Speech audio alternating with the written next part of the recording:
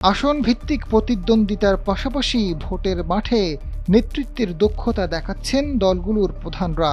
এই শীর্ষ নেতাদের কর্মকাণ্ড কখনো কখনো ভোটের মাঠের সব আলোচনাকে ছাপিয়ে যায়। মাঠ পর্যায়ে নেতাকর্মীরা মেতে ওঠেন বিচার বিশ্লেষণে। তারেক রহমান নাকি ডাক্তার শফিক কে এগিয়ে আছেন? রাজনৈতিক বিশ্লেষকরা বলছেন, বিএনপি বড় রাজনৈতিক দল হওয়ায় অধিকাংশ আসনে তাদের শক্ত প্রার্থী রয়েছে।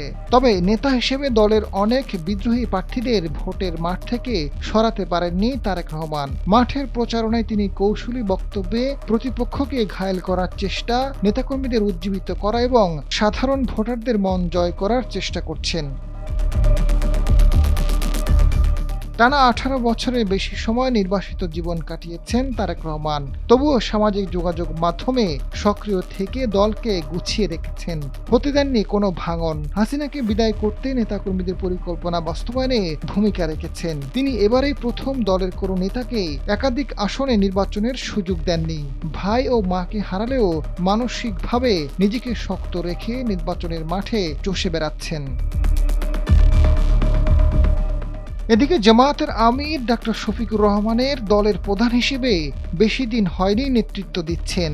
এরই মধ্যে জেল জুলুমের শিকার হয়েছেন। দলকে সুসংগঠিতভাবে ভোটের মাঠে রাখা, ভোট যুদ্ধে বিএনপির মতো বড় রাজনৈতিক দলকে মোকাবেলা করা এবং 11 দলীয় জোট গঠনে ভূমিকা রেখেছেন। দলে কোনো বিদ্রোহী প্রার্থিতার সুযোগ দেননি। নতুন বাংলাদেশ উপহার দিতে ভোটারদের আশ্বাস দিচ্ছেন, তবে ইসলামী আন্দোলনকে জোটে ধরে রাখতে পারেননি তিনি। এদিকে ছাত্রনেতা থেকে অন্তর্বর্তী সরকারের উপদেষ্টা, পরবর্তীতে এনসিবির আহ্বায়ক হন নাহিদ ইসলাম। তরুণদের অন্যতম পছন্দের নেতা হলেও 11 দলীয় জোটে যুক্ত হয়ে দলের বেশ কয়েকজন নেতার পদত্যাগ ঠেকাতে পারেননি। বাংলাদেশ খেলাফত মজলিসের আমির মামুনুল হক 11 দলীয় জোটে সামনের সারির নেতা হিসেবে ভোটের মাঠে কাজ করছেন। নায়েবে আমির হিসেবে মুফতি সৈয়দ মোহাম্মদ ফয়জুল করিম ইসলামী আন্দোলনে প্রভাবশালী ভূমিকা পালন করছেন।